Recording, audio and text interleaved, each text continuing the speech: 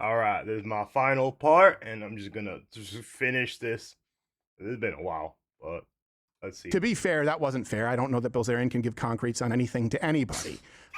But I do require them because I'm the guy who's like, how do we undo? As I said, I like the distrust in Dan. I really like the distrust in Dan. I don't think, as I said, I don't think he's good for the party. I don't think associating him is good. And worst of all, his fan base, I think they're predominantly a bunch of third worlders.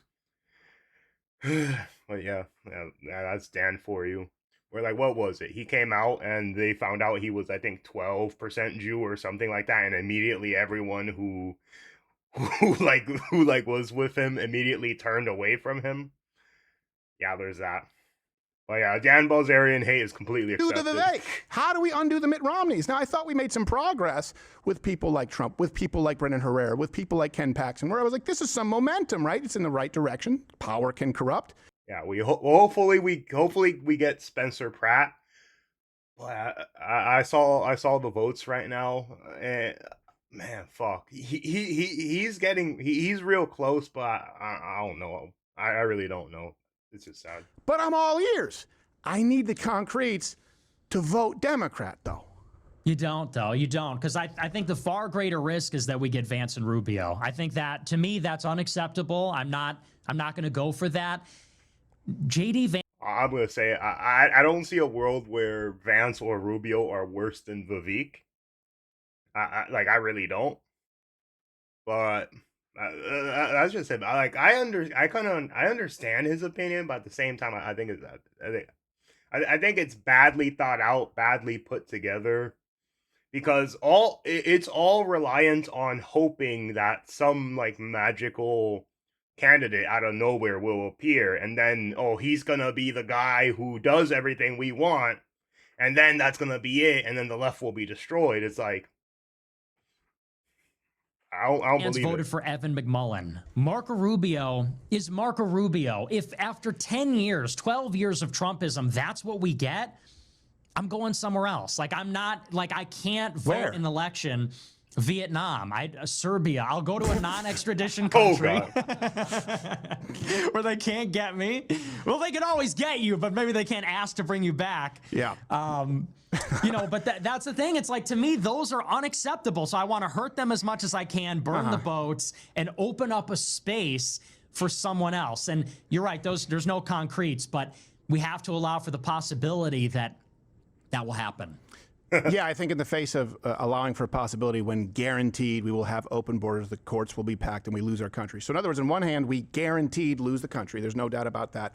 On the other hand, we see the incremental improvements. I think we agreed here. Let me go back to this. And I appreciate you taking the time, by the way. Absolutely, yeah. We agreed on the institutions. Yep. And I think that we would probably both agree that cultural institutions are probably more important than political ones long term. That's my view.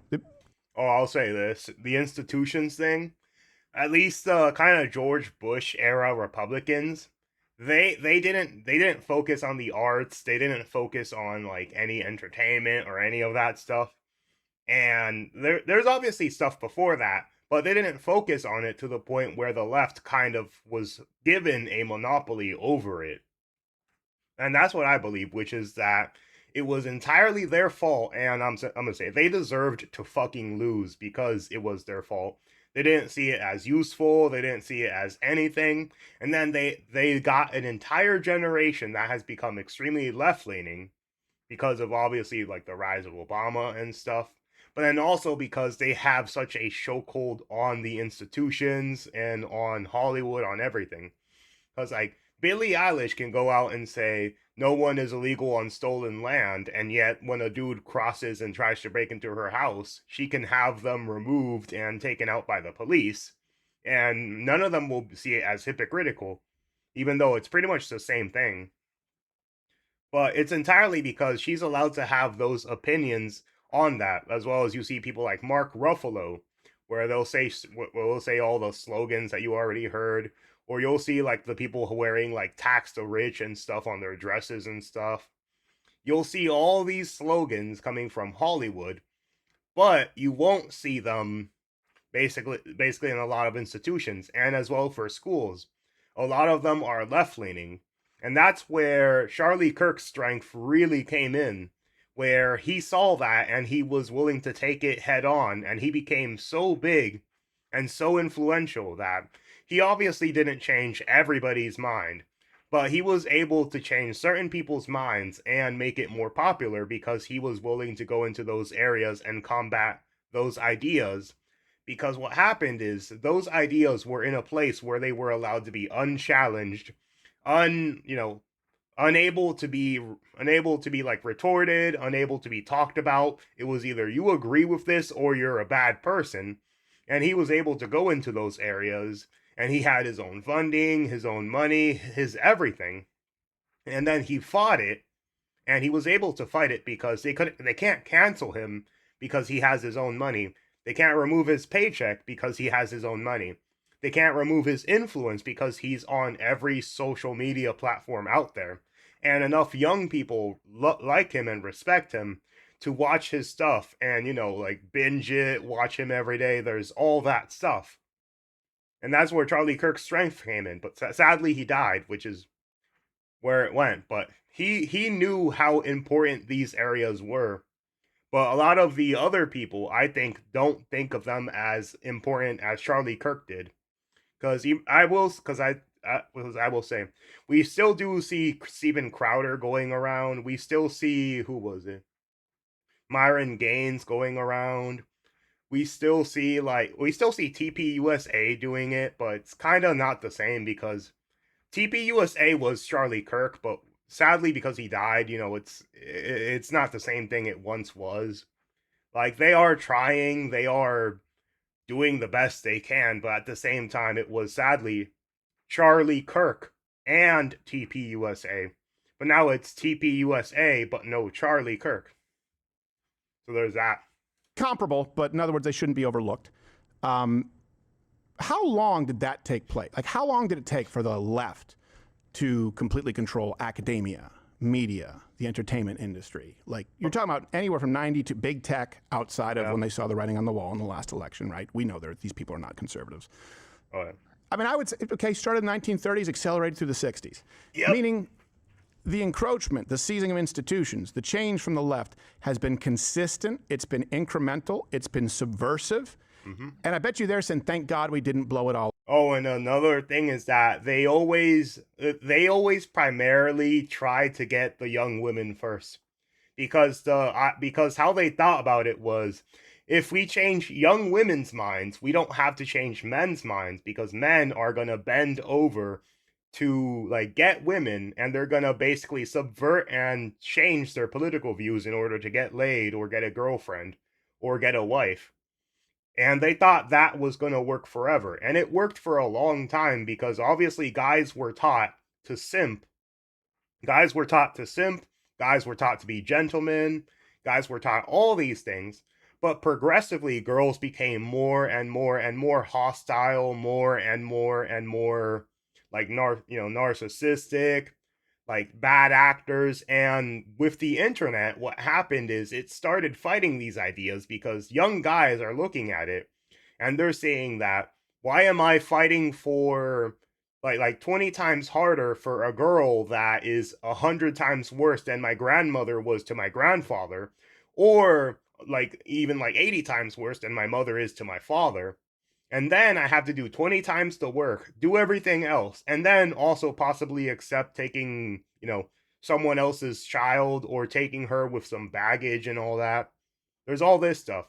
And that's what happened. Guys started being exposed to it, so they realized it, which is that the left was heavily targeting women because women are very, like, social acceptance is a very big part of how women view the world, which is, if something is not socially acceptable, they all want to fit in, which is why they have a lot more pressure to do it. Like, a good example is when women say that, oh, men expect us to wear different dresses and all that, and it's unfair body standards, well, they can just wear the same suit. It's women that enforce those social standards on women. You're not allowed to wear the same dress to a different party. you're not allowed to do that because it means you're poor, or it means you don't have clothes, or it means that. Women enforce it on other women, but then they'll blame men for it, being like, oh, you guys expect it. It's like, no, the fuck we don't. We couldn't care less if you wear the same thing, like, 10, 20, 30 times. It doesn't matter. But then women enforce those social things themselves. And women also would enforce like chivalry, where they'll be like, oh, you have to open the door, you have to pay for the date, you have to do this, and that for me. But then they don't want to do their part of it, which is like being a housewife, cleaning the dishes, having children. They don't want to do that. But yeah, ever since guys found out about they were basically getting usurped and having a bad deal, and that people were using women as a way to control them, that's when they got angry, because that part's also true. Wouldn't the change, the revolution for the positive, even though it's accelerated much almost right, but that's why you'll see like pretty much a lot of girls are extremely left leaning, or at least very left leaning, and you'll kind of notice with them, which is that their opinions vary very little from what TikTok is. Like that's the vast majority of them. Like I'm gonna be honest, guys. I've seen guys with like various different opinions, but women, I it's a lot harder to find women with different opinions from a lot of other women than it is for guys, basically. more rapid rate than that. Wouldn't we need to accept that change is incremental as well? Because we bitch about their power over institutions, but don't seem to have the spine to play the long game and to fight the war of attrition.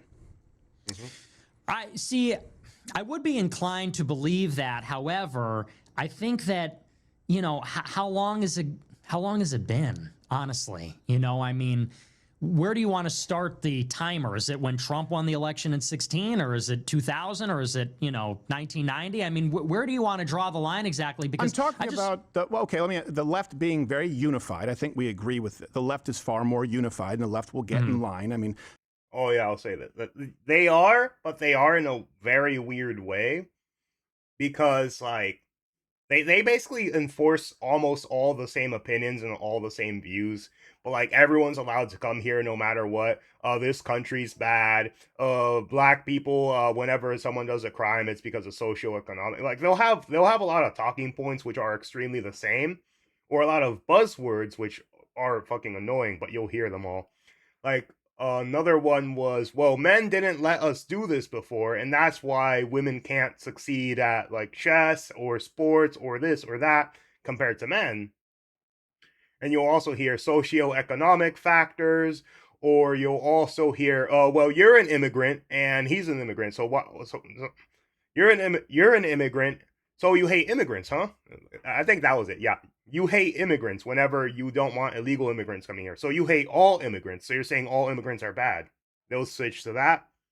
They have a few more buzzwords, but I can't remember them off the top of my head now. But they have a lot. That's how you end up with a crazy broad like Kamala Harris without a primary. People Yes. like, no, actually, we think she's great.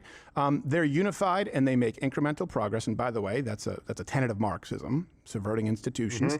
And conservatives are not.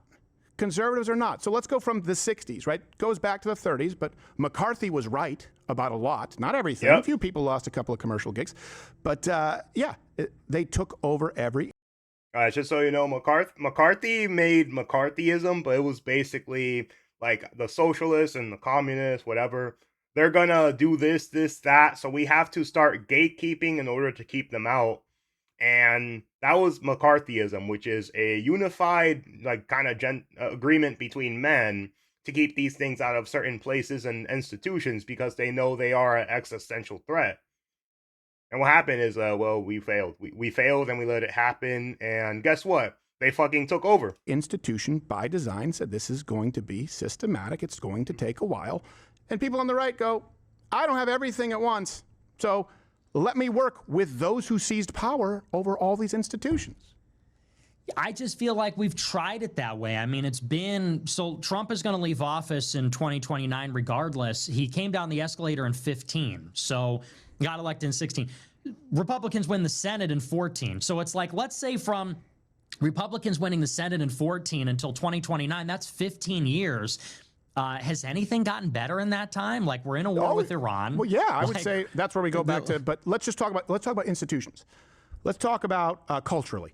Oh, I'd say ours is weird because it technically actually got worse during Trump's term, because this like hostile, extremely left environment came during Trump's presidency, but then it skyrocketed during Joe Biden's presidency.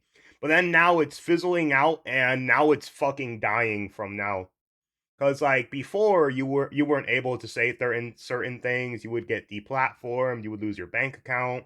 Whereas now, a lot of people, especially when Elon Musk bought Twitter, basically are allowed to say what they want, are allowed to hate the certain institutions they want, and allowed to hate left, like these annoying left-leaning ideas now freely on the internet. And there's no way to combat it, because Elon Musk, after he made Twitter more free, other platforms like YouTube, Facebook, Instagram, and all these places were like, okay, we have to slightly shift, because if we don't, Twitter's obviously the one with the most influence and the most people.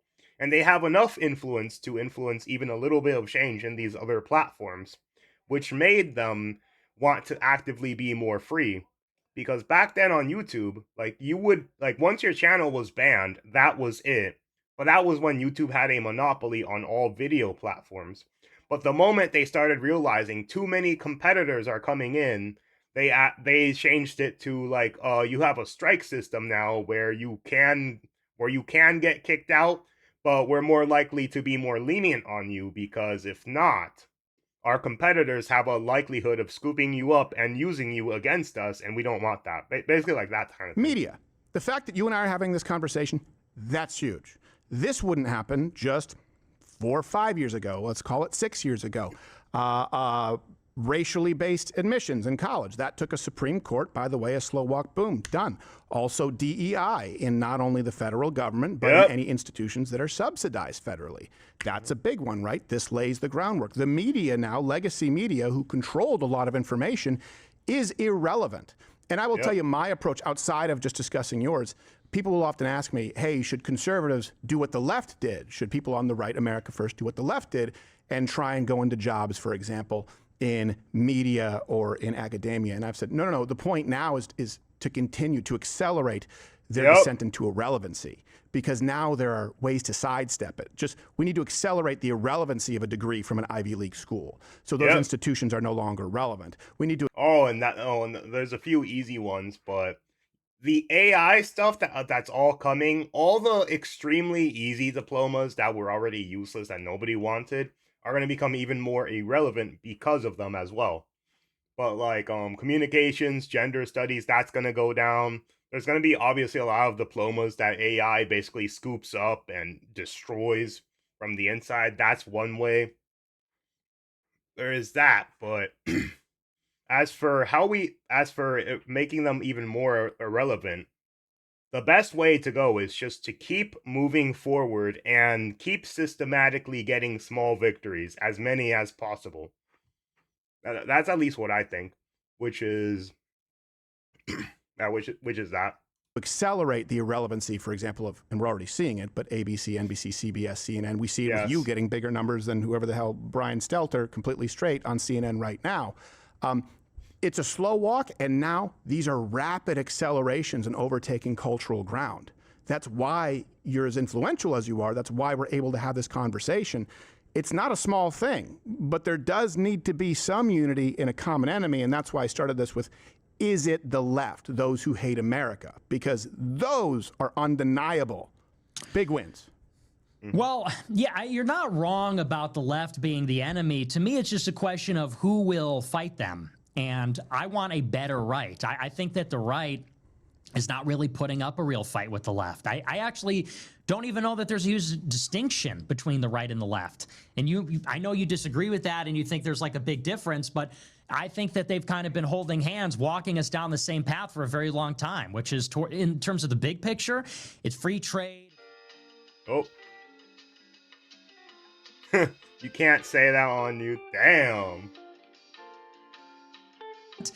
The line's very social far. Conservatism isn't dead. Trump wanted in the SAVE Act, they said, we're not going to let kids transition unless. Oh my God, I'm going to say this. The SAVE Act, if I remember, I think it was shot down because one person didn't vote for it. I actually remember seeing something like that earlier today. that was sad. Like we can't even fucking get that passed. We can't even fucking pass that. Oh my fucking god! I swear. Their And parent. I think it was left to one vote too. It was literally just one vote that was left, and that's why it didn't pass. Allow them to. Like, no, but I'm talking about culturally. The views on abortion have actually become far more moderated, especially in the wake of Dobbs, Roe v. Wade. If you look at the public perception of transgenderism, that's changed dramatically. If you look at the public cancel culture, remember, that's no longer a thing. Also on that one, Trump said it backtracked immediately after backlash because he's responsive to them. But no, this is the social conservatism actually in a lot of ways. People, there's a resurgence in it. I know because you've discussed it. You see what they call the manosphere. People like Andrew Wilson out there, people wanting to solve the problem. Yeah, here it is. Failed to pass the Senate. Yep. Recently failed to overcome the filibuster, needs 60 vote.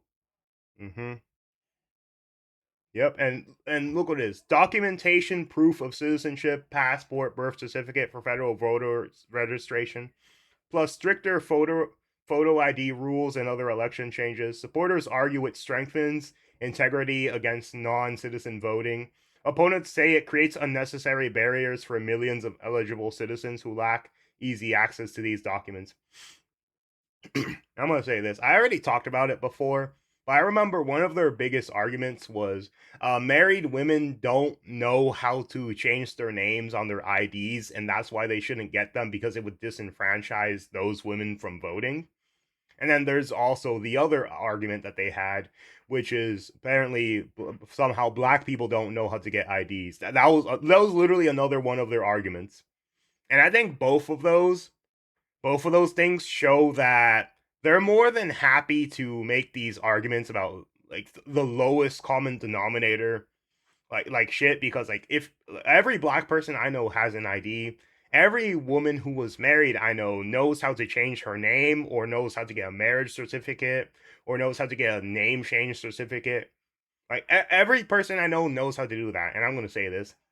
Any person, no matter what skin color, no matter what gender they are, if they don't understand how to get a name change or a valid state ID or a valid driver's license or a valid birth certificate, like if they're so cognitively impaired they can't do that, I'm gonna say it. Like most people would not trust that person to do their taxes, but yet you're supposed to trust them to vote in a election for the guy with possession of all the nuclear weapons, the strongest army in the world, the most influential country in the world, probably one of the biggest, most economic, like the biggest economy in the world, all these things. And you trust them to have power over deciding who goes into office based off of that. That is a problem within itself. But I remember vividly, like these were their arguments. Married women don't know how to get name change IDs, and they said that would disenfranchise women. That was their fucking argument. Oh, it makes me sad. Problem and it of works marriage too. Because that is an issue. People wanting families. The very fact that people are saying, hey, the American dream is out of reach is because they've realized that they've been sold a false bill of goods through these institutions, right? Be a boss, babe. Go out. Be promiscuous. Have your abortions. Like, well, I don't want that. But houses are still too expensive. And I would agree. They're coming down, but they're still too expensive. I would not agree at all that social conservatism is dead. It's certainly much more mainstream and acceptable than it was when I was, a teenager. I disagree. I think. Yeah, I agree with that too, because I remember at least around 2016, it was more acceptable to be like a kind of Ben Shapiro conservative, but anything else, like anything else, like they would question you, they would hate you. Even then, the Ben Shapiro conservatism was, was still hated, but it was not as hated as like someone even more right leaning, basically. I remember those times. I think you look at the GOP now, they're religiously pluralistic. They have all these like Hindus involved, like Charlie Kirk wanted to call it ethical monotheism is like the new credo, so we can incorporate all these other traditions. You have the Trump administration's pro-IVF. They're not fighting on gay marriage. They have all kinds of gay people in the administration. They're not fighting on abortion. They overturned Roe. Now they don't want to do anything more. Well, I'll say this. For gay marriage, here's my take. This is not just gay marriage, it's all marriage in general. which is that if you're not getting married for the purpose of making a kid, procreating a kid, or adopting a kid, I don't see the point of you getting married. I really don't. If I hate this idea that, oh, we're getting married because we love each other, like that's a fucking that's a to me that's completely like worthless as an idea. If you're gonna get married and you are either going to have kids in the future, or if you are going to adopt a kid in the future, I can support marriage for that. But anything else, it just seems like extremely expensive paperwork, and there's nothing useful that comes out of it. Basically, that's legitimately my thought. So it's not even that I oppose gay marriage; it's that I oppose a lot of marriages that result in not having kids or not adopting kids. Basically. Oh yeah. More about it. And then even with the transgenders, it's like, to me, that's the furthest, most extreme reach, and they're barely able to draw a line on that. They're not fighting feminism at all. You think about the party 20 years ago, and there was like a moral majority, and you had these like, it was extremely Christian. Sure, but even under the Bush administration, now I feel like they've just kind of given that up. And now this administration is like, not everybody's Christian. Like I said, you've got some of these deviants involved. Like, so you have to admit that that's not really as much of a part of the platform as it was under Reagan or Bush 1 or 2. It is a much less socially conservative party. I mean, you just skimmed past Dobbs Roe v. Wade overturned. Like, you skimmed past that. I will say that them overturning Roe v. Wade was actually one of the biggest victories. Here's the thing: it was left up to the states, which is it's illegal in Florida, Texas, and a lot of the red states. I think it's still legal in New York and California and a lot of the other blue states. But overturning Roe v. Wade was a huge fucking victory. Even if it's not every state, abortion is illegal. The majority of the states it is, which is a very, very great victory. Because as I said, nobody believed it was going to be overturned. Nobody believed it was. And guess what? It's over now. And then we saw so many women freak out over it, even though they're the same women that are not planning to have kids, not planning to get married, and hate men. They're freaking out over it. But that was a huge victory. That's monumental. Yeah, I mean, I get it's not everything. It's not everything, but it is. And I'll say that. Not only that, but that was actually like one of the biggest hits towards feminism in general, which is feminism. They argue that you should be able to kill your baby no matter what, no matter when, no matter the reason, no matter all this stuff. That is like that is one of the biggest talking points of feminism, which is feminism hates mothers and feminism hates like having children. They hate women for basically like their very own biology. They don't want women to have children. They don't want women to be mothers. So they did everything they could to attack that. And after that was overturned, that fucking hit feminism hard. That hit feminism extremely hard. Because, yeah, if they had it their way, they would basically have it up until you can get an abortion as long as it's before the baby's born. Even if they're in your stomach for 8 months or even 9 months, as long as the baby's not born, you could kill it. I'm pretty sure that's what they would have wanted if they had it. And not only that, but I remember hearing some people talk about potentially increasing it up to 3 when the kid is 3 years old to kill them because you decide you don't want to have the kid anymore. Like, that's where they would have brought it if they had it. But with this, at least, it's a huge, huge victory. The single biggest, most impactful policy on abortion, which, by the way, we all assumed was a foregone conclusion in a degenerate society, it came as a shock. And it was such a shock that the left rallied behind it, right? Can we just, you can't skim past that. It's not perfect, but that's a huge change. I mean, to me, it's not a question of perfect. It's just when you look at the overall climate, like, is this Republican Party as Christian as it was 20 years ago? Absolutely not. Yeah, definitely Would not. you argue that? I think young people are absolutely more Christian receptive. And when you look at church attendance, particularly in more traditional denominations like Catholicism and Orthodox, I know people will argue that they're not growing as fast, but they are growing quite a bit, especially among young men. Yeah, when I was a teenager, I'm in my 30s. Yeah, it was Rock Against Bush, right? Swastika on his head. By the way, left has done that with every single person, and it was a non-starter. There was no Christendom. If you showed up in a film, you were the serial killer. This idea was just women's choice, my body, and you had to sidestep it and say, well, if there was no thought that Roe v. Wade would actually be overturned. It was a pie in the sky dream. Yeah. So yeah, I would argue that certainly with younger people, they are significantly more Christian than even those who it used to be a libertarian thing. Like it used to be a Tucker Carlson lookalike convention at CPAC stuff. This is pre-fly fishing Tucker, bow tie Tucker era. So yeah, I think with young people, they're definitely more, if not Christian, but Christian receptive and traditionalist. To me, I guess overall, I'm just not as impressed with the progress that we've made over the past couple of decades. Maybe that's the difference. As you sort of look at as glass half full, like, well, at least we got Roe, and at least we're trying to do these things, and hey, it's incremental and it takes time. And me, I feel like we're staring down the barrel of a gun where it's like we're about to become a minority as white people. The immigration thing, it's already kind of... Oh yeah, if I remember, whites are like 60% of the population now. If I remember, I think even in the 70s or 80s, they were closer to like 80%. But yeah, there is that. Been done to us. We need something radical and urgent, because otherwise it's going to be a slow descent, and that's not a victory. But what'll it fix? So let's assume, and I can't, but let's assume you have the concretes, the roster. That was my first question. It'll still be my roster, funds, ground game. Okay, you get that guy in. You're still going to run into 100% of the Democrat Party opposing it, and you're still always going to have some Republicans who are useless. So let's assume you do that. How does that get you radical change within 2 years like you demand? Or you basically, sabotage them? See, but this is a straw man. It's not about 2 years. This is Trump's second term.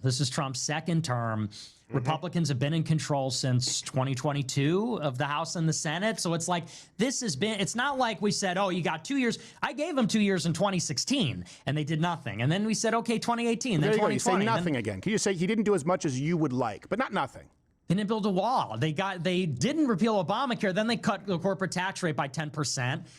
Oh, I'll say that. He should. I wanted him to repeal Obamacare, to be honest, because I remember like Obamacare had this certain tax, which was if you didn't have healthcare or Obamacare, you would be taxed. I think it was like $900 or $500, something like that, from the IRS, and you would have to pay it to them. I know Trump got rid of that.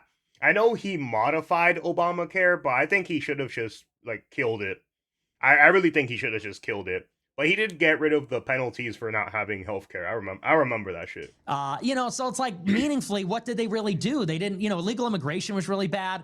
So it's like, again, it's not 2 years. It's been a long time coming. And well, so back I then would we just had the vote was on the economy, and it was the rip-roaringest economy that we had seen in our lifetime. These are excuses. These are narratives they give I'm saying us. when These people are vote on narratives. immigration, when people vote on the economy, and they run on those platforms, they are held accountable to those platforms. You said And you they don't care about lost. the platform of immigration, which was the big issue this time. The first election, it was entirely about the economy. So if you want to say, okay, record low inflation where we actually saw employment come back, onshoring jobs, that's nothing, you can say it, but be honest with people and say that doesn't mean anything to you, just like immigration doesn't mean anything to you now.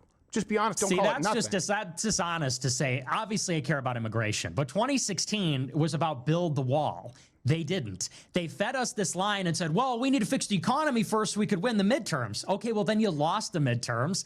And then we never got a border wall. It's like, so, this is what I'm talking about. It just never gets done and never happens. If we win, well, we don't have enough power. If we lose, well, we weren't in power. It's like, okay, so when do we get the border wall? When do we get the deportations? When do we not go to war with Iran? When do we not spend $2 trillion on the military? Like, that's the thing. So I want to try somebody that's actually going to do what they promised to do. Who?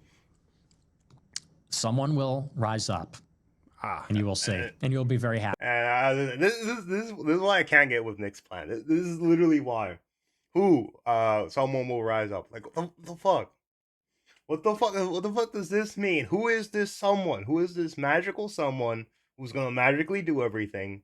Because, like, at least right now, we have Trump, we have Rubio, we have Vance. Those are guys we know at least have a huge chance of winning. Even though people may not like everything they have, there's that. But then, if it's anyone else, like what we maybe have Ron DeSantis, which if he ran for president, I'm gonna be honest, that'd be fucking great. But We have that. Who else do we have? To be honest, to be honest, that's kind of it. Yeah, because we have that. There is like maybe like an idea of Fishback running for president, but like that's pretty much non-possible. There's that because I don't see anyone nearly as big and as influential as, well, pretty much Trump right now, and Trump basically has it's Rubio or Vance for Trump. And the other influential guy, as I said, is Gavin Newsom. Because outside of Gavin Newsom, they have AOC, but I think they're going to stick with Newsom. And those are the guys that I see that they have the best likelihood of winning, which is basically Vance or Rubio and Gavin Newsom. Those are the three guys I see. That's the pitch. It didn't happen in the other ones, but it'll happen this time. It didn't happen in 2020, didn't happen in 22, didn't happen in 2024, but it'll happen 22's an off year. It happened in 2016. It's about the primaries, but yeah, because you've advocated this or sitting out, and that's a problem. And here's the thing. I'm sure you remember the Tea Party. I want a more conservative Republican Party. But I also look and go, okay, Rubio, for example, so you mentioned the Christian thing, standing up, creating a video singularly about returning to Christian roots for Day of Prayer, citing one nation under, and you say it doesn't mean anything. Speech. Well, just like you just cited speech instead of policy as it relates to immigration. Like they're saying this. Yeah, but the H-1B numbers don't reflect that. So in this case, they're not doing the raids. They're not so in one case you go speech, you go speech, I go policies. You go, yeah, but speech. No. And then I go numbers, and you go, yeah, but rhetoric. And then in the other case, you go executive order. I go, yeah, but then he couldn't. You go, well, then, yeah, but Republicans aren't getting this through Congress. It seems like you can just Rubio's focus on great failure. because he gave a speech. It's like, who cares that he gave a speech? Rubio's a neocon. He's backed by Miriam Adelson. Because the discussion was about you were saying culturally Christian. The party is not as far as the rhetoric as Christian as it used to be. And I'm saying this is a change. Rubio saying that. Is that significant? Because you wouldn't get a Democrat saying that. Okay. No? Like, this is what I'm talking about. Like, we're being promised golden age, vast deportations, and you're like, well, Rubio gave a speech about being Christian. No, it's not. That's not. You're being you just said I was being dishonest in saying you said you don't care about immigration. I believe your exact quote is, I don't give a fuck about immigration. The only thing keeping me alive is my war against Israel at this point. Do I have that close to correct? So don't tell me I'm being dishonest. That's hyperbolic. That's rhetoric. It's hyperbolic. But we addressed that. We addressed that already. And I said, like, look, immigration is something that they're always baiting us with, and they never do anything about. Okay. And then when they do the bare minimum, they say, well, it's better than nothing. And you go, well, theoretically, yeah, but if it doesn't meaningfully change anything, then it's not worth sacrificing other issues. Sure. So by and large, I would just say, look, 10 years into the Trump movement, we don't have the country that we want. They've had more than enough time. I think it's time to just do something radical and send a message, which is, we're not happy. I'm not happy with it. You may be happy and say, well, what about this? What about that? We're in a war with Iran. The deportations aren't there. What more is there to say? That's where I'm coming at it from. We are in a conflict with Iran. And by the way, I think last time you were on the show, you said, like, we might be more aligned in the initial strikes in Iran than I would think. Deportations are there. And again, I'll make the numbers available because even the one you said with the New York Times, they're not as much as I would like to be, but it's different from 10 to 20 million illegals. I still would ask you the same question, right? That's the point. And I get it. You don't have an answer. For me to vote Democrat, let me try it another way, okay? Because I want to make sure that we're aligned on what we want. All right. Let's say I'm a candidate, and I don't want to say your district because I don't want another angry old Jew lady to show up, but, general Illinois-ish. I'm running. I go, okay, I understand. I hear it. Young Americans don't have this as well as they should. Okay, look, all right, here's what I'm going to do for you. I am going to vote for, and I am going to support, of course, pausing all illegal immigration. We're going to close the border down. We're going to start building the wall. Okay, we're going to do that. Okay, we're blocked by Democrats, but here's what we're going to do. We're going to reduce H-1Bs by 87%. These things are suppressing your wages. All right, we're going to do everything we can to bring down the cost of rent. We're going to do everything we can to try and make housing more affordable. Here's what we're going to do as far as jobs. Okay, jobs. We're going to punish companies that are offshoring. We're going to use tariffs. We're going to incentivize companies that are onshoring. We're going to codify these taxes into law. We're going to try and do this to remove the effects that are suppressing your wages as a young American so you don't see what the Democrats Democrats would have, which is a 20+% unemployment rate. We're going to get rid of DEI. We're going to get rid of, just for you guys, we're going to get rid of racially based admissions. We're going to have a Supreme Court that rules on these and overturns them. More money back in your pocket. Try and make sure that we can employ American workers. America first. But that's not enough because I will do that. And how do I be the guy to get your vote, Nick? Mass deportations, build the wall, keep us out of war with Iran. Period. That's all you had to do. That's all they had to do to keep me happy, and that's all the next president has to do to make me happy. Okay. It's not happening. So how do I, so it comes down to those, we understand that requires, right, going through Congress. So what you really mean is use the nuclear option to get the wall passed. Yes. You don't even, Stephen, you don't even need it because they passed the big, beautiful bill. They have the money. They got $190 billion. Wasn't that the pitch? We're going to cut Medicaid to pay for a corporate tax rate, but that's okay because we're going to allocate $190 billion to fund DHS in perpetuity, $90 billion for ICE, $20 billion for a border wall. But it's not that they can't do it, they won't do it. ICE and CBP didn't even shut down when the Democrats shut down DHS because they were funded through the next 5 years from the BBB from last year in June, but they're not doing it because they don't want to get rid of the farmers. They don't want to get rid of this, that, because the donors don't want them to. They don't want to build a wall. For reasons like Trump can't get his favored companies to get the contract, so they're just giving up. Like, that's the problem. You can't blame the Democrats on this one. Why are they not doing more? I mean, you tell me. They have the money. Why are they not doing raids? Why are they not shutting everybody down? Why is the border wall not finished by now? It's not finished. It is being built. So, but here's my point. Right, that rhetoric, you're like, do it. Okay, but right now you're not going to trust anyone who says they will do it because there is gridlock. You do have to admit. But the point is, but someone campaigns on it, and I've heard you say, well, they're not going to do it. So how do I get your vote? In other words, I know that Nick Fuentes and his people are going to vote Democrat. They don't have anyone. They don't have grassroots. They don't have funding. So I want to be that guy and step up as tribute. How? You're saying the person is they will come, and how is give me the exact rhetoric that I've rejected because I've said it's nothing but broken promises and dismissed all of it. I don't think there's any world in which any candidate would fit the bill. And I don't think there's any world, frankly, Nick, in which you or have a ground game, the finances to go up against the donor class, to go up against, frankly, the fact that when Democrats attain power, you're going to be looking at a moderate Republican because then people's perceptions and their priorities shift toward winning. That's what we see historically.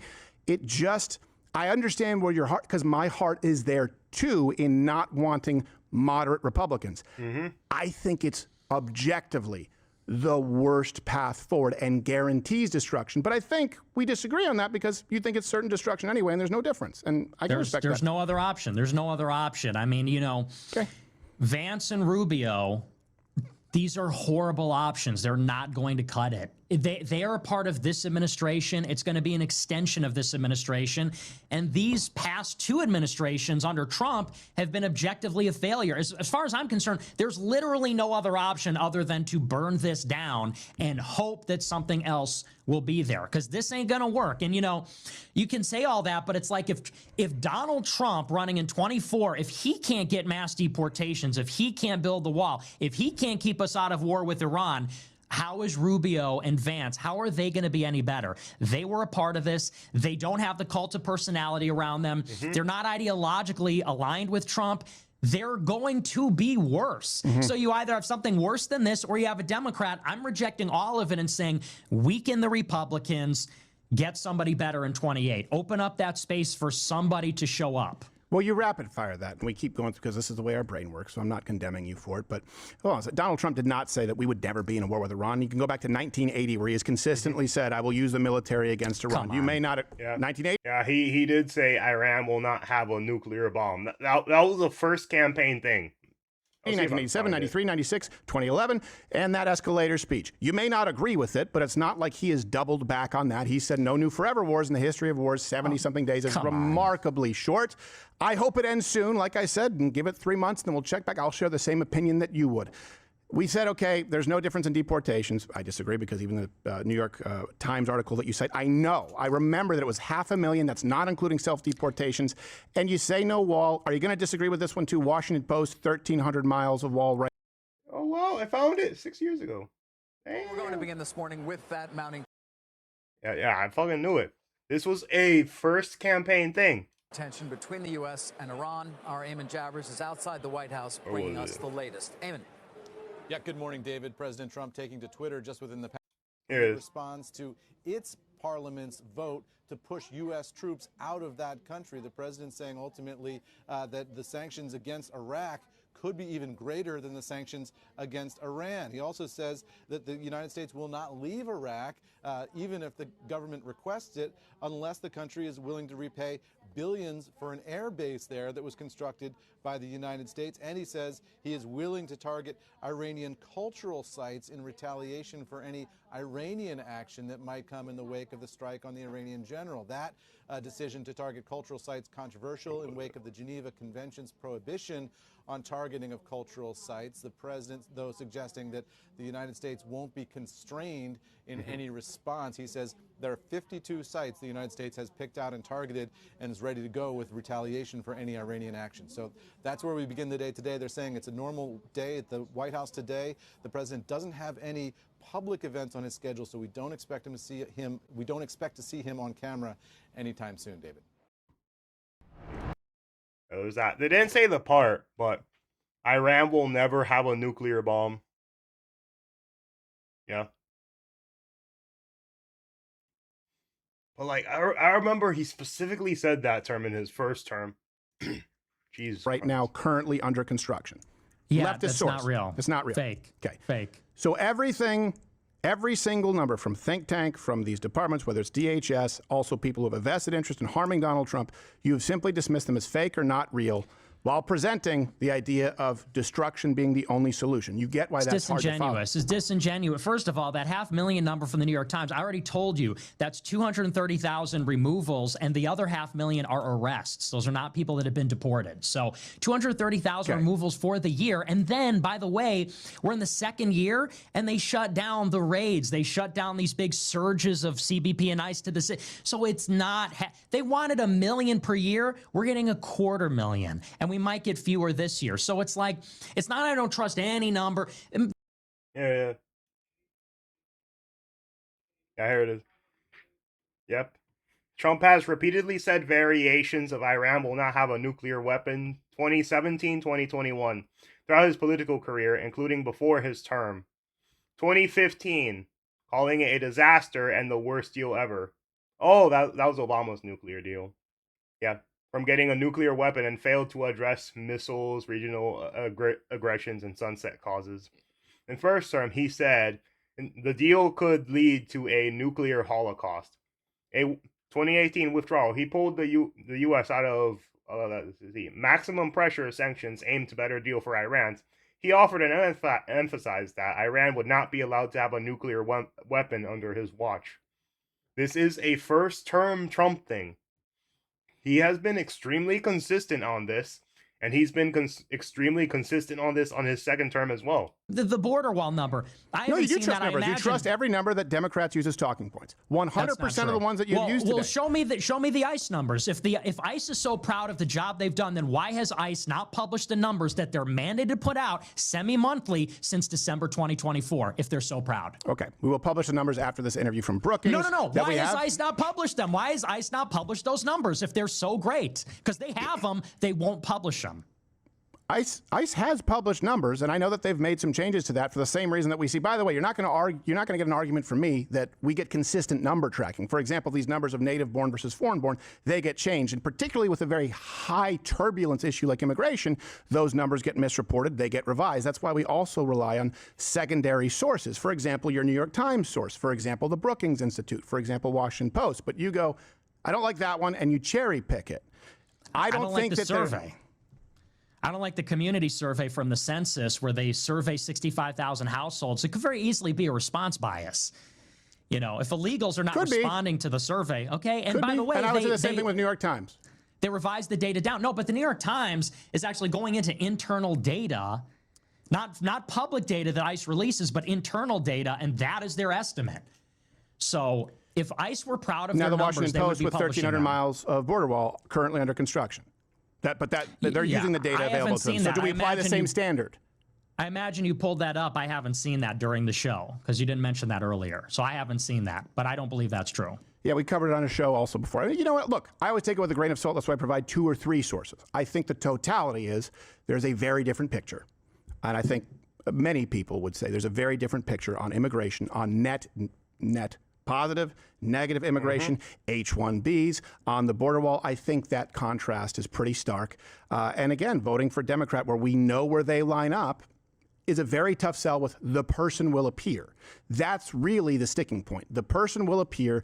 This is very similar. It ends up being what you did in 2020, 2022, where you said sit it out or, vote third party, or in most cases, I know sit it out. I'll give you that you never said vote Democrat. You've never encouraged people to vote Democrat, if that's the case.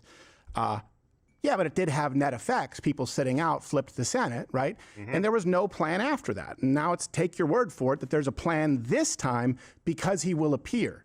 Would you consider putting something together more concrete so that those on the right could work in tandem to accomplish something like the left has done over the course of decades?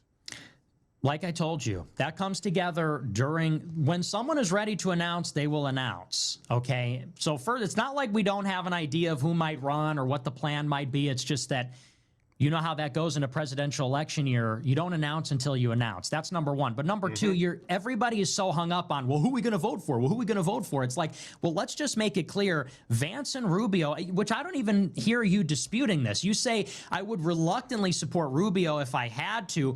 Let me ask you this. This is a very simple question. I'll clarify. I wouldn't reluctantly support Rubio over Gavin Newsom. I would passionately vote Rubio over Gavin Newsom because we have a two-party system, and that's how it goes. And that's crazy because I don't want Obama McCain. I don't want Obama Romney. I don't want Newsom Rubio. I want something else. And here's the thing. This is the way I would say it. If Vance and Rubio are strong in 28, we don't get a primary. Right. You understand? Because the party will consolidate around one of them. Like most of the party, the money, the leadership, the cadre will fall in line behind one or the other, and you're going to get a very tiny field where one guy's going to be the dominant favorite, and there won't be a competition. In my mind, that means, like, just in terms of logic, the only way that anyone's going to stand a chance is if they are sufficiently weakened by being tied to this toxic administration, if the administration fails and is sabotaged. Yeah. And so it's just about creating a possibility for another choice. That's the most simple way that I can make it. I understand. Yeah, it's about, like you said, sabotaging the Trump administration in order to create the possibility. And like you said, they need to go into election weaker, which means the country would be in a worse off place. So put the country in a worse off place, sabotage the America First administration in order for the person who will appear who will be better. It's the Israel First administration. I think that's very obvious. So is that the issue? Well, you say you want to sabotage the America First administration. This is not an America First administration. In what way? In what way are they putting America over Israel or other countries? In the ways that we just went through that you refute at all costs with Democrat talking points. And that's where I'm confused. They shut down. This is the thing, too, which is, I agree, which is, here's what I think. I think Nick is extremely zoned in on Israel, because here's the thing. Here's kind of my thing. I don't particularly really like or hate them, if that makes sense. Kind of like, I'll give an example, which is, I don't really hate China, but I treat them as an adversary towards America, even though I think China's a very well-run, very well-put-together country, even though I don't think every aspect of it is, like, good. There's that. When it comes to, like, foreign influence, military dominance, and all this stuff, I treat them as complete enemies. Kind of like that. For Israel, what I do is I treat them, at least in this war, as an ally, because unlike all our other allies in Europe or whatever countries, at the very least, Israel is sending their men on jets and on the ground to fight with America side by side. I haven't seen that from any of our other allies, really, except I think it was Dubai. I think Dubai actually did do some attacks on Iran. It was either, Dubai or Saudi, one of them. So I'll give them credit, too. But I've seen that where a lot of people are like, oh, all our allies, these are our allies, these are great. But then our allies never have our back. Like, when we took over Venezuela, not a single person really came there. When we wanted help at the Straits of Hormuz for people to send their ships, Britain, what, they sent like one ship, something like that. All our other allies actively didn't do anything, and Spain said they weren't going to help us. Meanwhile, at least all the Muslim countries around, like Dubai, like Iraq, like all these other places, they were willing to let us use their bases, be near their military assets, and all that stuff in order to coordinate and attack Iran. These guys were far better allies in this war than Europe was, and everybody likes to dick ride how our relationship with Europe is good, when in reality, like, I think they've become worse allies in this case than Israel, to be fair. To be fair, I think our allies in Dubai, in Saudi Arabia, in all these other Muslim countries have shown that they are far more willing and far more capable as allies than Germany is, than France is, than all these other places are. And I'll even give credit to Israel. They sent their soldiers with our soldiers. They had people on jets. You've even like probably seen communications online go up where a guy was like, "It's nice serving by you, America," and then the guy said, and then the other pilot said, "It's nice serving by you in Israel," and then they said, I think they said something like, I hope you live too. They said something like that. I remember, but like you at least could see a somewhat camaraderie with it. But when I saw our other allies, I looked at it and I saw exactly what they were, which is they were more than happy to virtue signal, because a lot of those government officials demand, like, basically are beholden to those people to keep them elected and in power. So they didn't want to anger their constructed racial hierarchy because of people that they imported that are like very, like, I guess, sympathetic or at least parasitically associated with Iran and hate Israel symbolically. There is that. And that's the thing too, which is I don't hate them and I don't like them. I don't like how like some of our politicians also do that bullshit where they like treat Israel more of like something as more to protect than America. I think that's also disgusting. Like, I think like what Ted Cruz said before was disgusting. I think Greg Abbott's thing where he had 7 Israel flags with him was horrible. I think all these things. But then I see people like John Fetterman, who he supports Israel. I've seen he had like an America Israel pin on him before. But Israel has never been his main talking point. His main talking point has primarily been Pennsylvania and what Pennsylvania wants and what he wants for his people there. And that's been his main talking point, which is unless Israel is actively a part of the conversation, he never like shows any reason. He never shows anything to, and it never shows anything in alignment with that country. That's what I like to see, which is either you hate it or you like or you love it, but I want you to represent either your country or your state or something like that over that. Basically, that's the one thing I hate about some of our politicians, that you could kind of see it that a few of them love Israel more than they love America, and the same thing's true for Ilhan Omar, except with Somalia. She cares more about Somalia than she does what was it? Minnesota. The same, she cares far more about it than she does Minnesota. But then a lot of people for some reason don't treat her the same way they treat like the other guys. They don't treat her the same. She's the exact same parasite, just with a different flag, just with a different ideology, and she's the exact same parasite. The only difference is Somalia is an enemy country and Israel is considered an ally country. That's the only difference. Down deportations because they're unpopular. Then they launched a regime change war of choice in Iran. You have them going into Harvard and Yale telling them you have to teach a pro-Israel curriculum. They're reviewing 50,000 visas to see if they've ever criticized Israel. Like, they reviewed every country that receives foreign aid to see if they're America first, except for Israel. That was the memo last year. So it's like, you say, oh, well, you want to bring down this administration, saving America. It's not No, happening. I didn't say saving America. I said, I'm repeating back to you what you said. This administration needs to be sabotaged. You've said that you want to see President Trump impeached. You want to see him hamstrung. And the nation needs to be worse off so that someone will appear who will save it. Oh, I don't So think make sure your audience knows that. That young Americans are going to be facing double-digit unemployment, well over 20%. You're going to be seeing a massive influx of H-1Bs. You're going to see the exact opposite. You're going to see the exact opposite. What if gas prices were $6 a gallon? That would be crazy. Oh, it's a good thing we bombed Iran and for Israel. If not this, then that. There's the moving the goalposts. Be honest with your audience. You want this country to be in a worse place, and this administration, Democrat. This is what I think, which is that the Israel thing has hijacked. I think I'm going to say it, but the Israel thing has hijacked his ideology so much to the point it's become detrimental. Where I think he loves America, but whenever Israel is in the conversation, he would much rather America suffer as long as it makes Israel suffer simultaneously with it. Like that. That's what I think. That's what I think the primary thing, like, really hurting him is, because this decision helps both America and Israel simultaneously by taking out a foreign threat. And they don't want another North Korea, except this one is funding terrorists all across the world. They don't want that shit.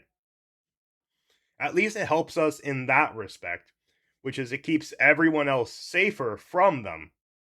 But then here it's like anything that helps Israel, no matter how little, no matter like if it does it like accidentally, Nick sees it as this is not America first because he is so hyper focused on it. That's my biggest issue with it. Has to be stronger so that, and I would go along with it if I understood it, so that someone will appear is not enough. Because I think you're going to run into the same problem that you run into with Dan Bilzerian. You're really upset about the purity test, saying we don't all have to think the same thing. And I don't think there's any candidate who would be able to pass yours. Here's mine. No money for Israel at all. AIPAC should be treated like every single other foreign lobbying organization. Fuck them with a wire brush. Could you vote? Oh, yeah, I'll say that. AIPAC is an American Jewish foundation. So they're kind of weird because they actually are an American foundation that advocates for Israel. I'll say that. But I do agree with treating them kind of the same way. But I also want the same thing for Qatar's groups. I also want the same thing for other groups that advocate for foreign interests outside of that. I also want that for a lot of other organizations also. Then there's also like CARE, I think that was the name, CARE. It was a Muslim organization, and they actively fund terrorists via like US tax dollars. And I think people like them should be gone too. For me, because I'm not going to go any further than that. I'm not saying the country has to be worse off. I'm saying the administration does. And what I said at the very beginning is the administration is doing bad things.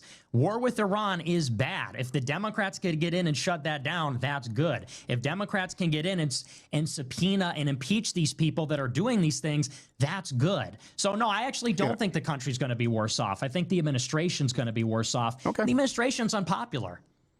Well, okay. So you mean you think it'll just be painful, that you think that Democrats will just be painful for the Trump administration, not for the American people. Do I have that correct?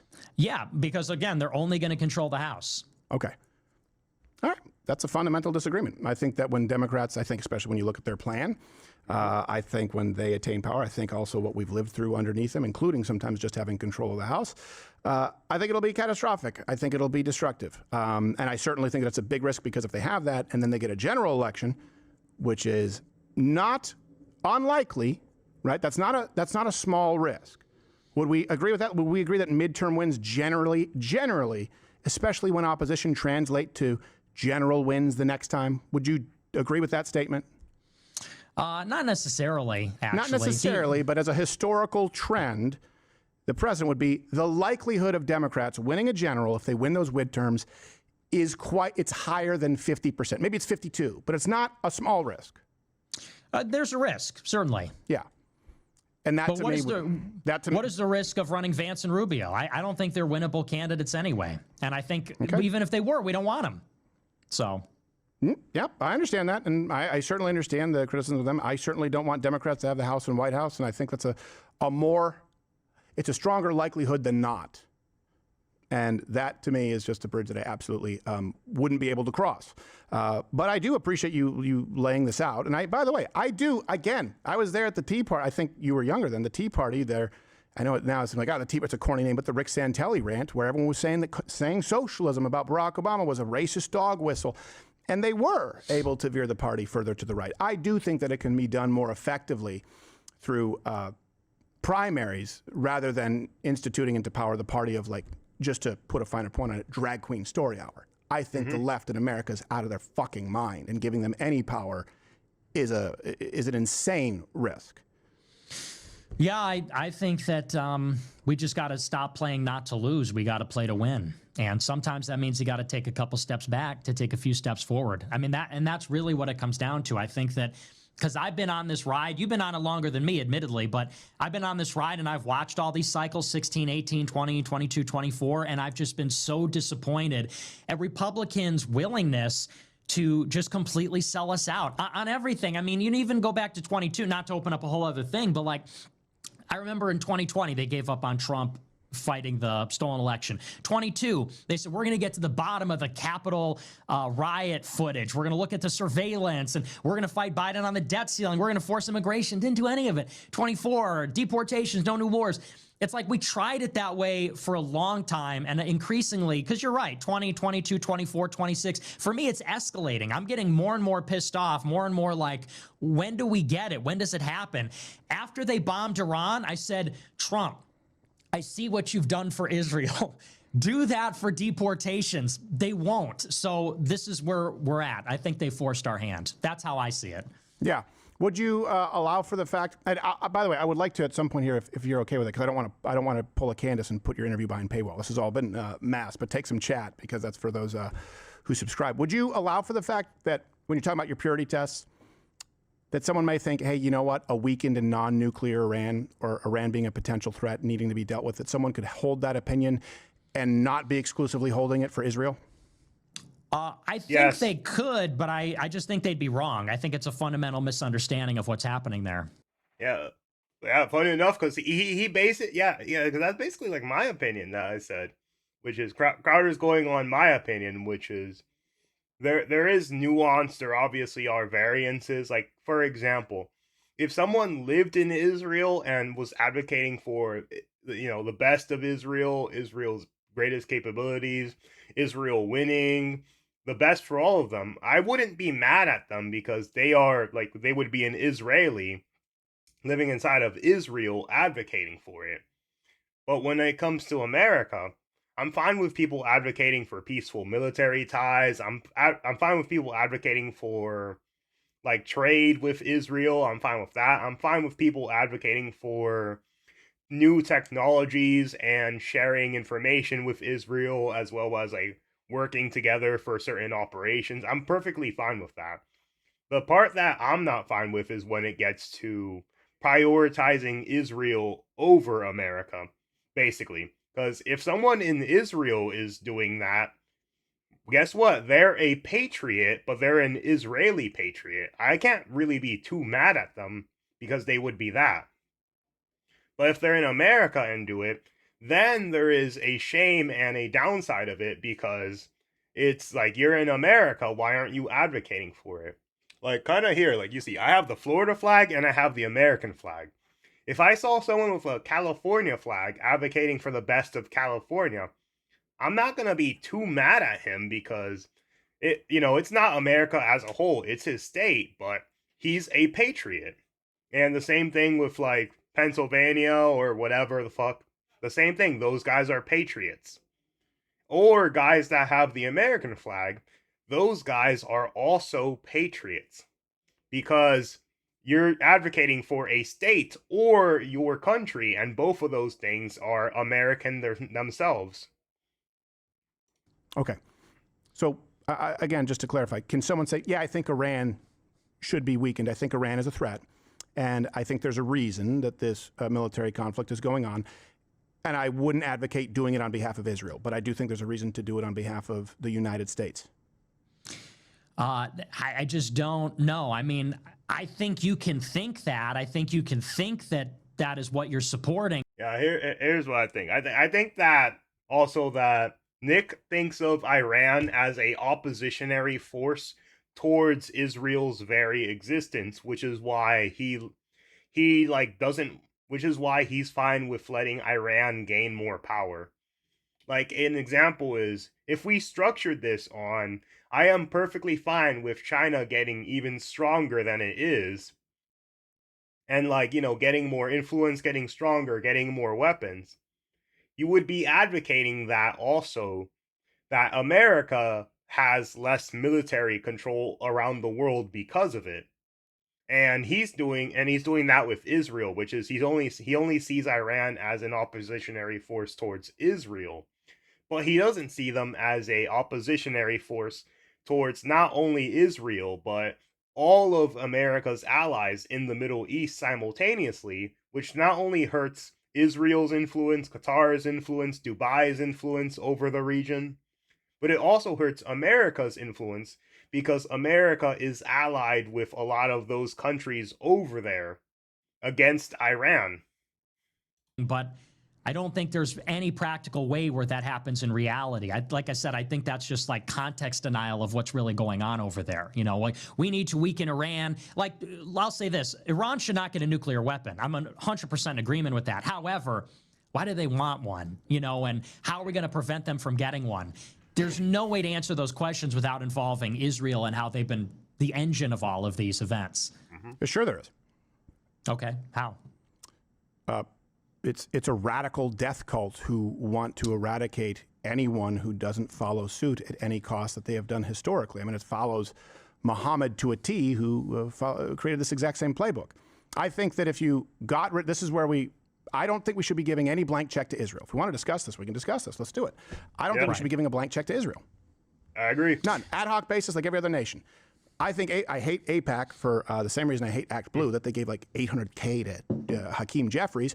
But I also think that, they probably need to look into them. And I don't think they should be able to do this under the cloak of Americans. I don't think any group should be lobbying on behalf of a foreign government above the priorities of Americans. So screw AIPAC with a wire brush. My position is no foreign lobbying, period. But that doesn't pass the purity test, because I also think that the Iranian regime is a death cult who, if Israel didn't exist tomorrow, would be just like Muhammad in the 7th century, 8th century, every single century trying to eradicate anyone who's not under Islamic subjugation, regardless of this modern nation. That's my opinion. And I don't think it happens. Yeah, but that's the thing too, which is radical Islam, like they've colonized the shit out of like everywhere. Was it Syria, Lebanon, whatever the fuck? Like these areas when it was like, like 1,000, I think 1,000 something. But they like actively colonize these areas, and as well as spread themselves through colonization, through terror, through forcing like populations to switch their religions, through all these various things. Like Islam is a colonizer religion. Islam is one of the biggest, most well-known colonizers around the entire world. But a lot of people like to pretend it isn't because Islamophobia and its, big meaning is like, fuck that shit. What they're doing in Sudan is the same thing that's happening in the Houthis, where they are trying to actively colonize certain places. Helps. I think they hate Israel. I don't think it's the only reason. I don't consider that a purity test. I think that's just a fundamental ideological difference. If you're talking about, I think we should bomb Iran, I think we should destroy Iran for pro-America reasons, it's like, well, I don't think we should destroy Iran. I don't think we can, and I don't think it's even worthwhile. I mean, we just simply cannot. Look at what's happening right now. We hit them with everything we have, everything from air and sea, and they maintain control of the strait. They maintain the ability to launch drones and missiles. The regime is intact. What more do you think we can do militarily that's going to put a stop to this? Right now we're at least slowly suffocating any and all monetary resources towards the country. That's the main thing that's really happening right now, which is that the vast majority of their leadership is already dead. The vast majority of their navy's dead. The vast majority of their air force is dead. But that's what they're doing right now, or at least what I believe they're doing, which is starving them out, because the Iranian regime now has to deal with not having money for their military and having China do deals with America, because China China can't get oil from Iran anymore. You know, I mean, do you have an answer for that? Hold on a second. We're getting into two separate things. The question that I was asking is, and we can go to that. I mean, I think that it's, again, you do this where you're like, 90% of their Navy is gone. Like, yeah, they're able to control the strait, but you also know that that has to do with insurance rates, right? And businesses not being willing to take the risk. That's a little different from saying that militarily they're completely intact. The point that I was making, though, and I see this strain, particularly from, you know, people like Dan Bilzerian going over and saying, I heard the call to prayer and it was the most beautiful thing in the world. I don't believe that there has been a greater evil perpetrated against Christianity or the free world than Islam.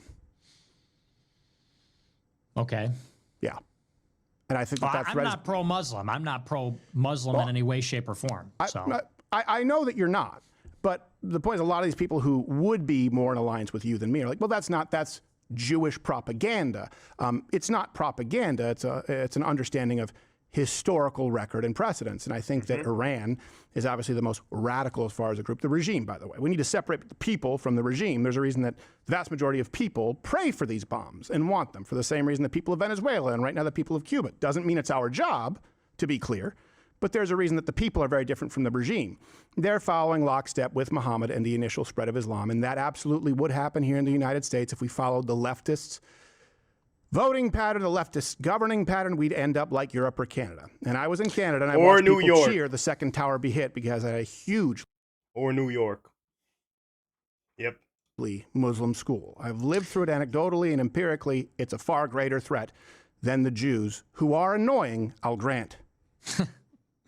Well, I mean, but what are we talking? Are we talking about Iran? Or are we talking about Jews versus Islam? Because these are two very different things, I think. Well, I started this by saying, could someone have the view that Iran, because of their specific, by the way, practice of Islam and worldview, that they would need to be, I guess you would say, rendered more impotent, sort of denuclearized. It wasn't about nuclear weapons. It was about them being able to build nuclear weapons and no one being able to stop them. That would be in the interests of the West and really any nation that is not Islamic or wants to be subjugated to Islam. Could someone... Yeah, and not only that, but if you guys remember, Dubai and Saudi Arabia are also not very big fans of Iran. And they're Islamic countries. They also fully agree that they should not have any sort of nuclear bombs. That says something, too. Which is that these people know their culture, know their religion, know everything about that. And then, like you can straight up see it. There's just something fundamentally different from Iran that is different from those countries that makes it a huge threat. Hold that view, and them not be holding that view just because it was propagated by the Jews. A huge contingency say, no, you're just believing what the Jewish lobby has told you, and we're doing it for Israel. I think there can be two separate tracks. Israel doesn't want a nuclear Iran. Israel recognizes that Iran is a threat. And so do we, for the same reason, by the way, that Saudi Arabia and the rest of the Islamic world does. Yeah, I mean, like I said, I think you can think that, but I don't think there's any way to effectuate that policy without it playing into that larger plan. Like, again, you know, these you say, well, I don't think Iran should have a nuclear weapon. Okay, so then we have to bomb them because they're not going to give it up with a deal, so we have to bomb them. Okay, so we're going to bomb them. Well, now they're going to close the strait and they're going to attack Saudi Arabia and the rest of it. Now what do? Well, we got to attack all their drone and missile launch platforms. Sure. Well, how do you do that? It's a huge country. They're very cheap, inexpensive weapons, decentralized command system. It's like, so do we now have to invade Iran or do we just walk away and let them have this? You say, well, it's about insurance. Okay, well, Iran will maintain the ability to launch drones at the strait, which is narrow, in perpetuity. So that's going to be a problem in perpetuity. And either we're going to give them the strait and they could charge a toll. You know, there's no other options here. So that's what I'm saying. Like, you can say, I'm in favor of attacking Iran for pro-America reasons, but there's no way that goes other than you're walking down the road to regime change, which Israel will exacerbate. They will accelerate that. That's the only destination it could go toward, in my opinion. The only destination it could go toward is Israel accelerating regime change. Yeah, well, and just the whole, the ladder of escalation for the tactical reasons I just described. Like, there's no, in other words, there's no way to easily hit their nukes. And that, like last year, they said, oh, double tap, we're going to hit the nukes, then it's all over. Okay, but what happened? Let me quickly check. Yeah, well, what he's talking about is, why are you not here? Yeah, but that what he's talking about is the area small, and I actually think I talked about this before. But like this area is so small that regular ships cannot go through here without going to about this area, and Iran has like a lot of military forces through here, where if you have a very small ship, you'll barely be able to make it. But for a lot of the bigger cargo ships that need to, they'll need to take a trip around and then kind of go through here and then kind of go there and then have to go back.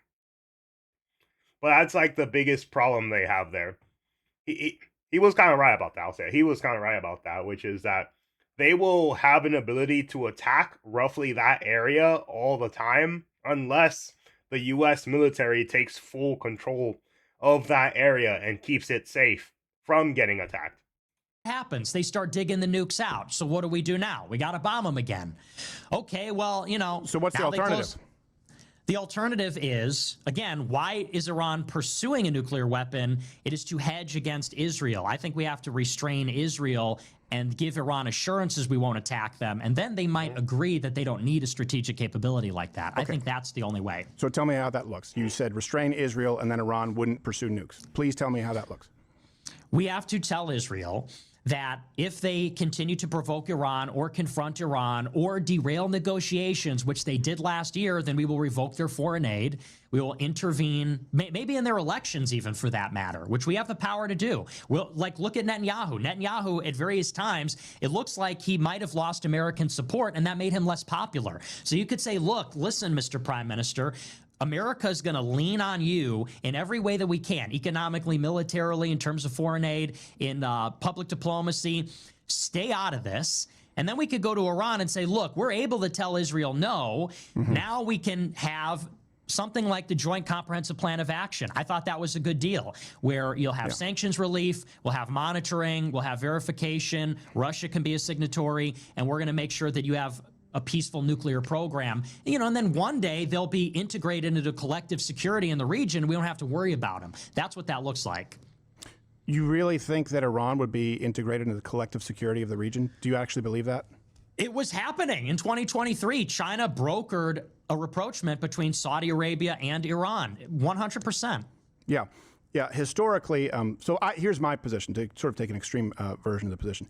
I think if Israel didn't exist tomorrow, now maybe it wouldn't necessarily be Iran as we know it, because these countries that basically live, if you were to give the world an enema, that's where you'd stick the hose. They war against each other. You can do the 7th century, 8th century, every single century, up until and including the modern advent of Israel. I think if Israel didn't exist tomorrow, the current Iran as we know it would still not play ball and probably get a nuke to hedge against the Sunni world, places like Saudi Arabia. There are entire documentaries on how much they've hated each other. And by the way, they'll make deals and break them tomorrow. And I still think. Yeah, but he's speaking the truth there, which is like, they're not exactly a unified countries. They have the Persians, they have the Sunni, they have the, what was the other one called? The Sunni Muslims? What was the other dude called? Fuck, there was another type of Muslim there. But how Iran works is they are more territorial. No, not territorial. Fuck, every time I forget the word. Tribalistic, that's it. It's a lot more tribalistic, where they work a lot like that, where certain families or certain tribes would have far more control of certain areas than they do as a unified country, which is why there's so many of these problems there. That they would view us as a giant devil. It doesn't mean that militarily the strategy has been correct. That's why I said give us 3 months, or give me 3 months before I form an opinion. I think there's a world in which it makes sense if it's short, effective, and decisive. If it's not, then I think it's a mistake. But it has nothing to do with Israel has told you that Iran is a threat. And that's a purity test. I say this because I know you've run up against it. But I run up against it too, where I go, you know what? I don't want a nuclear Iran. And I think that if people believe the Islamic world would not be seeing the West as a threat and would not be trying to outpopulate us, to subjugate us, if not for Israel, is a pipe dream, and it ignores all of human history. And that gets shut down when people go, well, you're not America first. Yep, and that's the thing too. This is what I always hated about a lot of them, which is that they have this fantasy where I said it before, but Thomas Jefferson fought the Muslims. They were killing his sailors just because they were told to. And that's why we went to war with them. That's why we literally went to a war with them back then. And that's when, like, Israel and America weren't, like, there together. This is the thing, which is that they aren't just going into Germany, going into France, going into all these places because they want to live nice and be peaceful. They want to colonize it, and they want to actively outbreed you, actively, like, rape the women and girls, actively kill people, and actively take political power, and then build up a strong group using racial politics to enforce their culture on the people of those places. And the worst part is the politicians there are actively helping them do it. Like Keir Starmer, he's actively allowing this to happen. He knows it's happening. He doesn't give a fuck because these are the people that keep him elected. All he cares about is having a seat of power, and he's more than happy to let this group of people become like tribalistic and take over the country with racial politics, then after that implement their own rules, as long as he gets to be in power. Because actually the Jews are a problem and not Islam. I think Islam is still one of the greatest threats to the Western world, and I think that Iran's a big part of that. And as to whether this is effective remains to be seen. I'm not a supporter of it. I said I got to wait 3 months to see because there's information I can't know. But it has nothing to do with the Jews. Well, it has everything to do with them because Israel got a nuclear weapon first. Israel initiated the arms race in the Middle East. They got their nuke. Then Iraq got their nuclear reactor. So what did Israel do? They bombed Iraq. And then Iraq put their nuclear program underground. Then we had to invade in 1990. Syria had a nuclear program. What did Israel do? They bombed their reactor in 2007. Like, Israel, let's just be honest, they are the revisionist power in the Middle East. Their doctrine is to destabilize and destroy all their neighbors. This goes back to the 1980s. Oded Yunon's plan for Israel. They want to say what they call it's a mosaic of tribes with flags. They want to basically destroy all the big, strong states so they can't militarily challenge Israel. It is in the context of this environment that Iran realizes they're next. Iraq fell, Libya fell, Syria fell, Egypt had a coup. Iran says we're next on the chopping block. It's even in the clean break memo. So they say, how do we hedge against a nuclear Israel? Missiles, proxies, a nuclear hedge, centrifuges.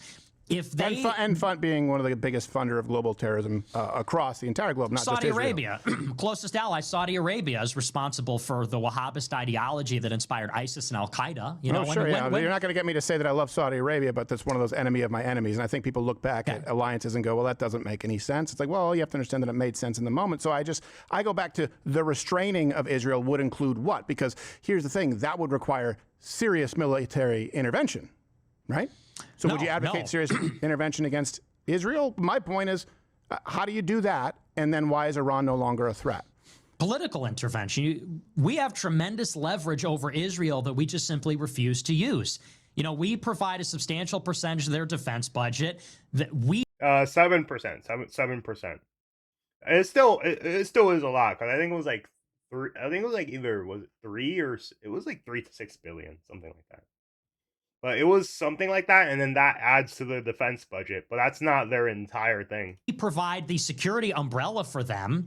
We provide them with all these advanced weapons and parts and everything like that. We have enormous leverage over them, and yet the tail wags the dog. Trump engaged, to his credit, engaged Iran in diplomacy last year, and Netanyahu tried to sabotage it. We announced the diplomacy on April 2nd, and the next day Netanyahu comes out and says, the only deal we will accept is if we blow up Iran's nuclear program. Like, they're derailing it on purpose, and they did that under Obama, they did that under Biden, they did it under Trump 1, and so you need to use the leverage to tell them, look, stay out of this. This is our planet. We're America. And then, yes, I think that if you could build trust with Iran, then you could achieve something like the JCPOA, and then we wouldn't have to go to war. The alternative is we have to have regime change in Iran. That's it. So to be clear, my mic's not working. Sorry. Yeah. Hold on one second. Oh, sorry. There we go. The whole time I was like, oh, hold on. So I don't know if that happened. What were you doing there, Billy? Did you fall asleep? Did you pull a Halloween 2 and run the steering wheel? So going back to the point that you were making was, we restrain Israel. So you believe that, for example, and this is, something that I think a case can be made geopolitically if we restrain Israel. Mm-hmm. By the way, I'm all for ending the $3 billion, 3+ billion. I know it's 3.8. all for ending that period. I do think it should be an ad hoc basis, just like we have with other nations. If there's something that's worthwhile to us, we go, okay, we'll pay you. You know, it's a contractor versus actually having an employee, to use the analogy. But if you believe that we did that, you think the JCPOA would work? Because I definitely think that was a disaster. I think it didn't work, and I actually do think that blockading their entire oil export machine, their Navy being destroyed, is a big piece of leverage to get Iran to at least come to the table when they never were. I still don't think the JCPOA would be something that could be tenable. Why not? I mean, what about it was a disaster? Primarily that you're dealing with Iran. They lie as easily as they lie as easily as they breathe, and it's because of an ideology, regardless of Israel. But to go back to the point of view, would you vote for someone who goes, could someone, for example, when we're talking about 2028, and this goes back to that, could someone line up with you on every single other thing, but have supported the military action in Iran and get your vote? Absolutely not. Absolutely not. Even if they support. And this is what I mean. This is what I mean, that the Israel thing has basically parasitically destroyed every other aspect of his ideology. It's to the point where he could get everything he wants except that one thing, and he's gonna like focus on that one thing being the problem. And this is why I kind of don't, you know, this is why like I really don't like going. This is at least the part where I can't respect him for it, because Crowder literally attacked him on every issue, like showed him progress everywhere, showed him stuff everywhere. But Nick, this is the part where Nick's ideology is detrimental to him, which is he wants this tiny country, basically any support for it or anything that helps it, he sees it as being against being America first. It doesn't matter if the decision simultaneously hurts both America and Israel. As long as it hurts Israel, he will be happy with it. This is the bad part about it. And this is why like I can't really get too behind the I like the America First slogan, don't get me wrong. I love it. I just don't like the America First thinking, which is literally that. And not only that, but a bunch of primarily third worlders like use that and weaponize it to also take advantage of like dumb Americans to like get into a bunch of other stupid ideologies as well because of it. Oh, I'm America first. Okay, what is it? I want to nuke Israel. Okay. And then well, Europe has to be taken over by the Muslims. The Muslims keep everything and the Muslims get everything. But I hate Israel, so I'm America first. And there are some people who would think like that, and that's bullshit. Defunding Israel, doing away with AIPAC, closing up the border, complete deportation, shutting down H-1Bs. Would you vote for like a democratic socialist like Bernie Sanders, but he's against the war in Iran, and he talks a lot about global Jewry? Or would you vote for the person who is America first to the right on all issues, including immigration, including labor, including tariffs, including social issues, but he supported the war in Iran, and as far as he goes, there's no more funding for Israel? Who would you vote for? That's a pretty extreme hypothetical. It is an extreme hypothetical. But what matters to you more? I don't know. But what I would say, I don't know answer. that here's the thing. I can't support somebody that supported the war in Iran because, and here's the big picture about it. What is actually the end game here? You can't say, well, if Israel doesn't exist, Israel does exist, and they have existed, and they have nukes. And that is the central, they have an undeclared nuclear arsenal, and that is really at the center of this. And again, Israel has a foreign policy they've engaged in for a very long time of destabilizing and destroying all their neighbors with the help of the United States, with the influence of the Israel lobby in the United States. So you can't say like, well, if Israel didn't exist and if this and if that. Israel's plan is to use the United States to topple Iran. Why? So that they are uncontested in the region. They don't want any rivals. Why? So that they can dominate. This is like big picture geopolitics. This is the center of the world island. Okay, you have Europe, Asia, Africa. This is where all the world's resources are. All the commerce is going to go through that rimland area through the Middle East, the Red Sea, the Persian Gulf. and then overland through the Middle East. They're going to control all of that. They're going to have hegemony over that, over the Arabian Peninsula. That will make them something like a superpower. I know that sounds crazy to say, no, but it doesn't yes. sound crazy. It doesn't sound crazy. I don't deny that Israel has their own.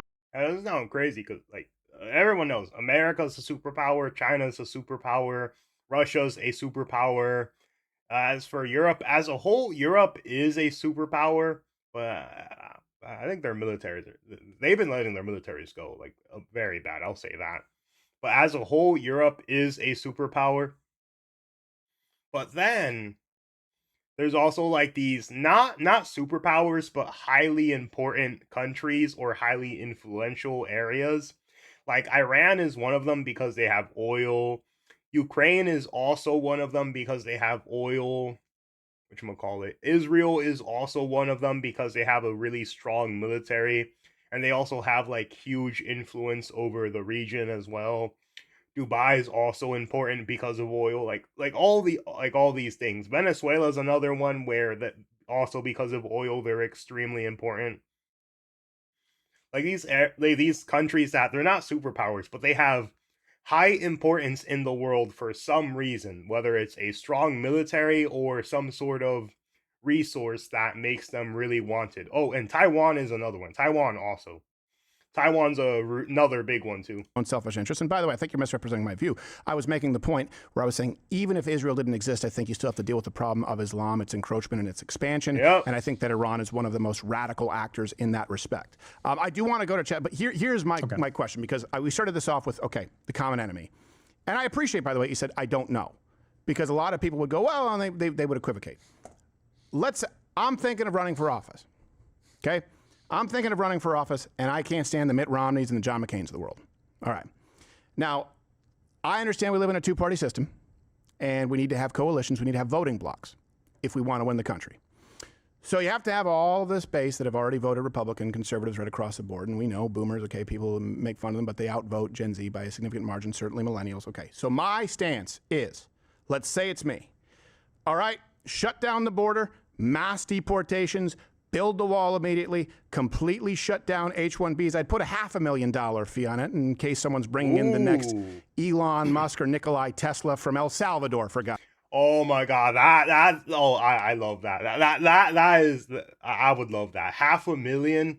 Yeah, that's true, because if there is some super fucking genius from someplace in the world, fine. You're gonna cost a lot, but a company that sees someone with huge potential somewhere else, they're going to be fine paying $500,000 if they believe that person is going to give them back millions in terms of returns. They're going to still do it. They'll only bitch about the lower cost because of, the slave labor that they used to be able to get. I'd say, I don't know, something that wouldn't affect the multi-million-dollar salary. Of course, we'd continue with the Supreme Court. I'd enable states to have more authorities that deals with abortion restrictions, so I don't know how much more I could do that at this point. Tariffs on certainly industries that are taking advantage of us so that they are reciprocal. I would do my best to onshore jobs by basically going the opposite of directions like NAFTA. I'd punish companies that offshore them, incentivize them to onshore them. I'd have tax cuts across the board, but certainly middle-class families. No more foreign lobbying organizations, and no more blank check to Israel. And, of course, no more money to Ukraine. I would pull us from NATO until everyone meets their payments. Oh, yeah, Ukraine. I think that one was $140 billion. I don't know if that was the total amount, but I remember people would be like, Israel has huge influence over here, whatever. And then they're like, we're controlled by them. They pay us our own money back. And then when you ask, and then you look at them and see that, like, in the past 20 years, Israel got less money than Ukraine did in the Biden administration alone. 20 years. I'll even put that shit up on Grok. But it's actually a crazy one, which is not too many people talk about it.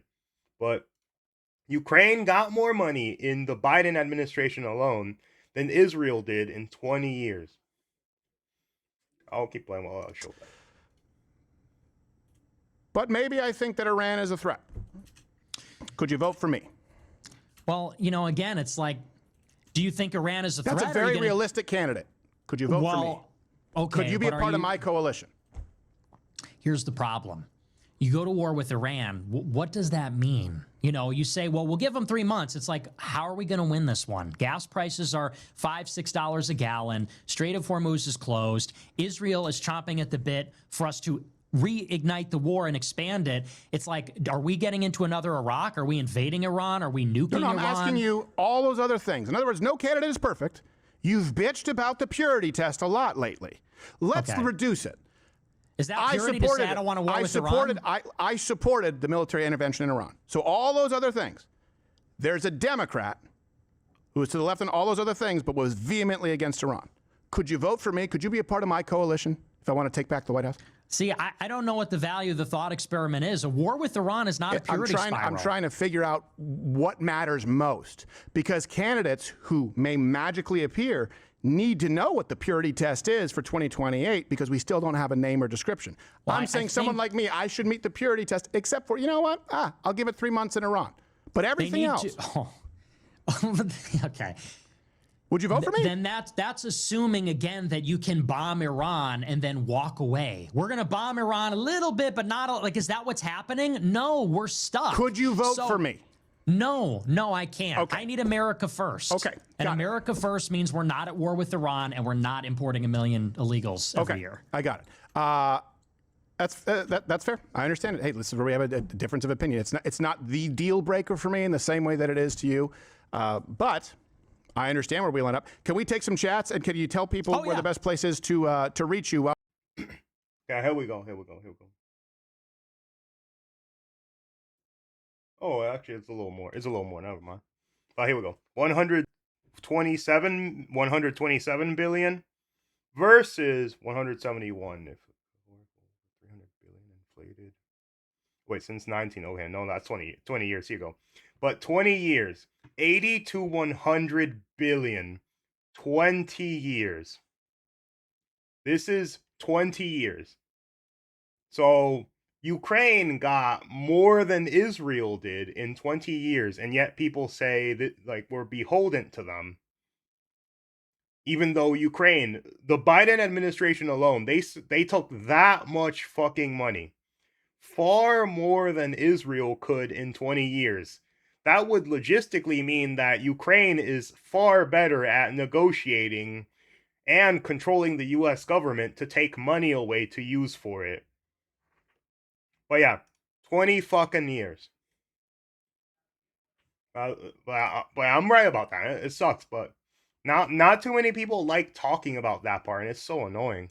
While we're here, mass public, and yes. I do. Hopefully, this is still. I know it got more intense, but respect. Also, I'll issue one correction. I was corrected by a friend who raises horses. It's champing at the bit, and I was saying that for years because champing. It's interchangeable. It's interchangeable. He's a horse guy. He said it's not, but you know, he was like, "Don't." It drives me nuts when you say champing. I investigated this years ago. Did you? Yeah. So did I. But he swears by it. So okay, all right. Well, it can go both ways. I don't really care. As long as we both agree that we publicly execute anyone who says irregardless. Yes. Perfect. Best place for people to find you, Nick, and then we'll take some chat. Rumble.com/NickJFuentes and X.com/NickJFuentes. All right, and if people want to continue and you want to send Nick your chats, you can right there click that button, join Rumble Premium, which, by the way, allows freedom of speech to exist. This is one beautiful thing, as far as I would say, progress that's been made, where we can have these conversations. I think this may even be simul-streamed on YouTube, so we stuck it to the old ghost of Wojcicki there. Nick, I'm going to go tinkle, so you can do that too, and we'll come back and take chats. Is that okay? Okay. Yeah, sounds good. All right, I'll be right back. Thank you, Nick Fuentes, everybody. We'll talk more on Rumble Premium. Yeah. Damn. Hey, he killed YouTube.